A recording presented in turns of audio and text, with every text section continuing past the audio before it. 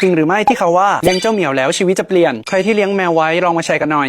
1. สมองคุณจะเปลี่ยนไปเวลาได้ยินเสียงคลืดๆของน้องแมวเสียงนี้จะกระตุ้นสารออกซิโทซินช่วยลดความเครียดเปลี่ยนจากคนหัวร้อนให้กลายเป็นอ่อนโยนขึ้นมาทันที 2. อารมณ์จะดีขึ้นการเลี้ยงน้องแมวจะช่วยกระตุ้นโดปามีนคล้ายๆเป็นการบำบัดความเครียดวิธีหนึ่งแค่น้องมานั่งข้างๆก็เหมือนได้ต่อชีวิตให้มีความสุขขึ้นแล้ว 3. รู้สึกแข็งแรงขึ้นเพราะมีความสุขมากขึ้นการที่อารมณ์ที่คงที่ทำให้คนหลับสนิทขึ้นร่างกายเลยซ่อมแซมตัวเองได้ดีกว่าเดิมยิ่งตอนได้นอนกับแมวนะยิ่งหลับสนิทเลยแหละ 4. ทำให้มั่นใจในตัวเองมากขึ้นมันคือ achievement ที่ยิ่งใหญ่การเห็นน้องแมวมีความสุขและเติบโตด้วยมือเราช่วยเรียกความมั่นใจว่าเฮ้ยฉันทำได้แล้วนะเพื่อนๆที่เลี้ยงน้องแมวไว้ลองมาเม้นต์กันได้นะว่าจริงหรือเปล่า